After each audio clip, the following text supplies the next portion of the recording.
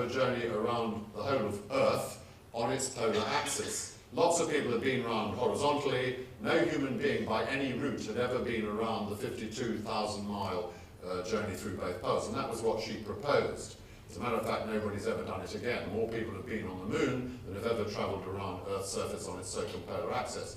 She sent me to a library to find out the best route.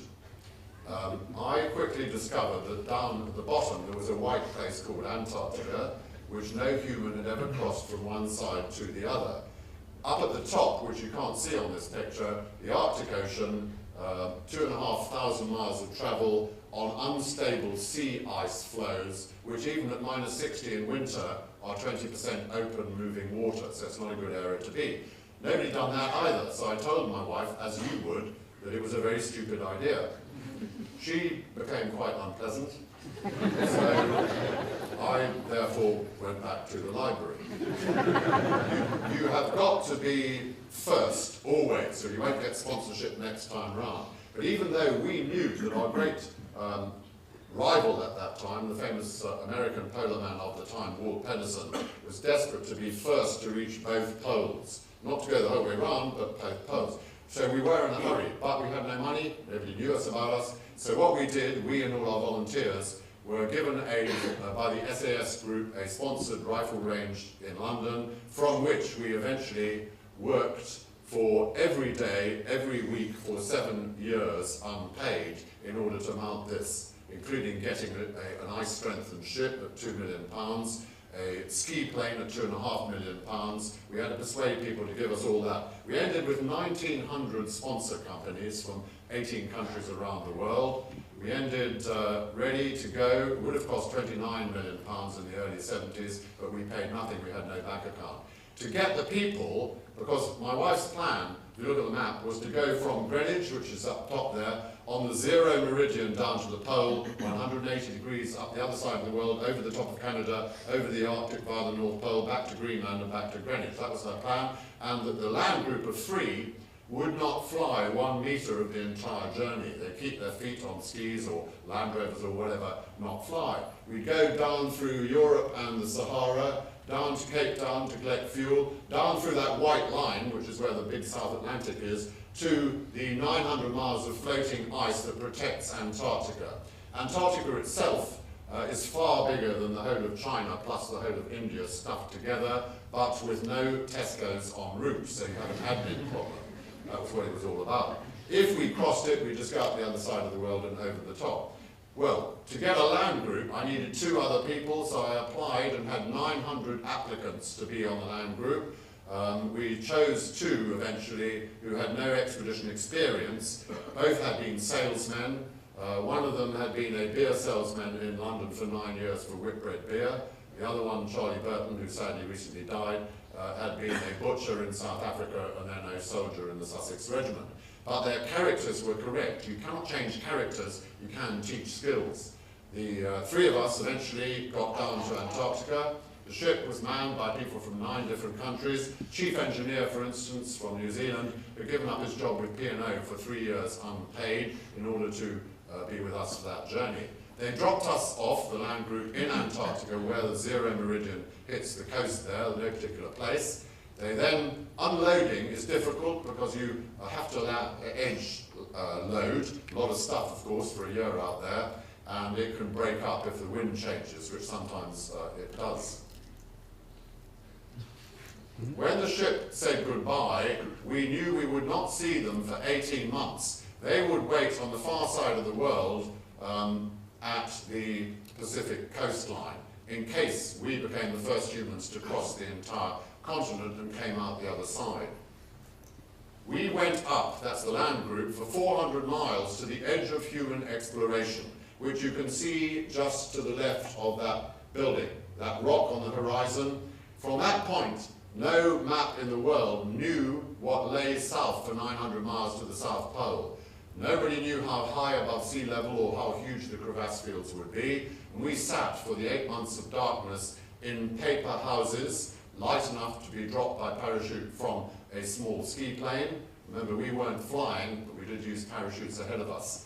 When we got there, we erected the paper houses, painted them, and they can withstand -30 and winds of 40 miles an hour. That winter, our anemometer recorded 160 mile an hour winds, and the temperature dropped to wind chill -122 degrees centigrade. But the houses are designed so that snow drifts go up to the roof level, giving you insulation and protection, but then of course you cannot get out. You might say, well, why would you want to go out? And the answer is we were cooking with petrol in a paper house. So in the UK, it was difficult to practice crossing crevasses. We would be using Canadian skidoos, which have 18-inch skis and 4 or 5-inch wheels to tow 1,000-pound sledges designed and made by British Steel.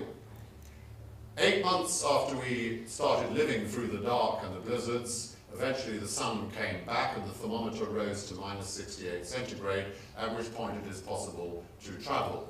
And remember, from that mountain, nobody knew for 900 miles what lay ahead. We said goodbye to the base commander radio operator. In those days, Morse code was a way of communicating. No GPS, no sat phones and that sort of thing. We said goodbye to her. That is the nastiest job, so I've given it to my wife Jenny, because I think it had been her fault for thinking of it.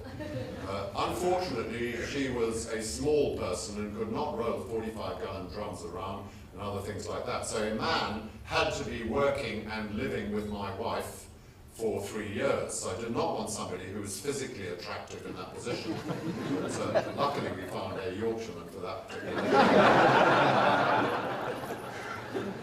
We did manage to cross the unexplored zone, mapped it for the very first time, an area far bigger than half China, which we mapped. When we reached the South Pole, we were, incidentally, using a tent which weighed 120 pounds. Today I use a 4-pound tent. The reason we used it was because up there you get katabatic winds that go from 0 to 100 miles an hour in under a minute. Not much time to fiddle about with tent pegs. So this particular tent is aerodynamic. You put it up, the bigger the wind, the bigger it will dig in for safety. Designed in 1901 by the world's greatest polar explorer of all time, whose expeditions, including when he died down there, produced more scientific information than all the other international expeditions of the first half of the 20th century, including the fact that Antarctica was a continent, not a floating island. This guy, who today is more lied about than anybody else, his name was Captain Scott. He was, just before the First World War, the Navy's expert on mine warfare and torpedoes, before he ruined his career by going down there. We reached the Pacific Ocean, and we knew we were there because there is only one active volcano on the entire continent, so you know where you are. 2 days before we arrived there, the world's first tourist to Antarctica arrived in a DC-6, 160 of them, crashed into the volcano, everybody killed, no way of getting the bodies out. But from the top there, we could see what lay ahead. We could see the Pacific Ocean. I'm afraid you're going to have to look at this for a bit while I try and explain that 9 years before, Ginny had made a plan of what we would then do next. We knew that we could come out of Antarctica only one particular month. 2 other ships coming to collect their people were sunk, but ours got through. Everybody was still on board from 9 different countries. 2 of them were killed, but the rest were okay, still unpaid. Up to New Zealand, Australia, Los Angeles. President Reagan was going to open our trade show. We always hold trade shows in big cities as the ship arrives, which carries special exhibitions from our sponsors. He was going to open it, but 2 days earlier somebody shot and wounded him, so he didn't. We moved up to Vancouver, through the Bering Straits. That's the Soviet Union as it was, that's Alaska. 500 miles north of the coast is the North Pole, a point in the middle of the Arctic Sea.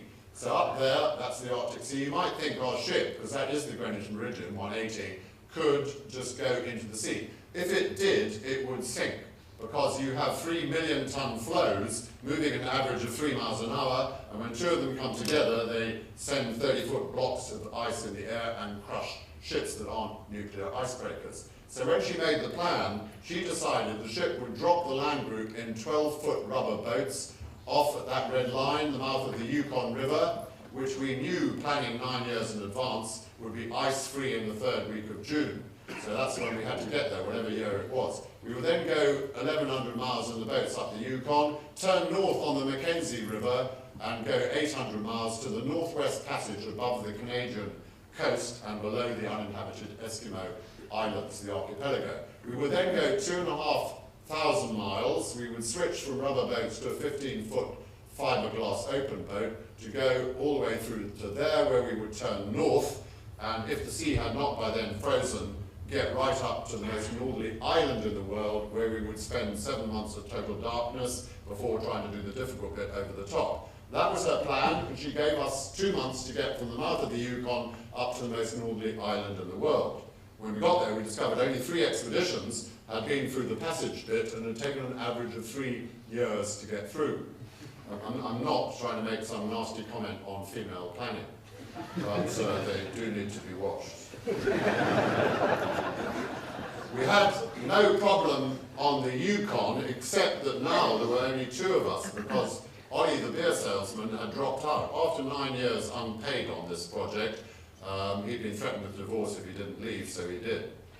2 of us carried on, no problem on the Yukon, but when we got to the Northwest Passage, we realized why people take 3 years, not 2 months. If you take the black line at the bottom as being the Canadian coastline, from west to east 2,500 miles, going through is not easy even in midsummer, because the North Pole, 500 miles up there, all the ice from there is being sent down by the current into the Canadian coast. So you can only move through between the coast and the ice when a big storm from the south blows the ice away, huge waves, but you can then go to the east, which we did. But sadly, when we turned north, the sea began to freeze. That is called grease ice, looks greasy. After 2 hours with no wind, it will change to a consistency of porridge, at which point the propellers will cavitate, the boat will not go efficiently, and there is no service station for over 1,000 miles. So you have to abandon the boat.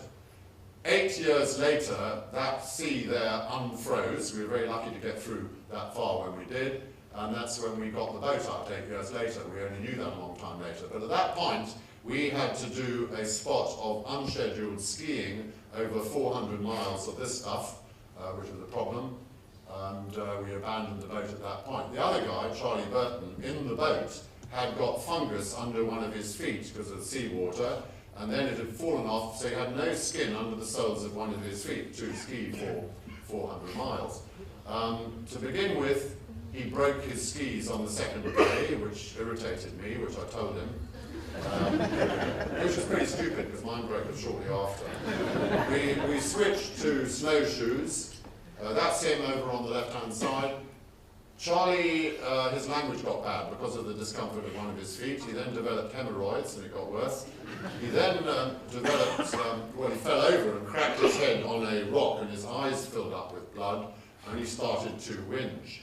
He basically suggested that we ought to rest for a couple of days. If at that point we had rested 1 day, the entire expedition would have failed. 52 people on our team who'd spent by their 9 years unpaid would have failed because of us. He did keep going. He's dead now, a great bloke. That was his better foot.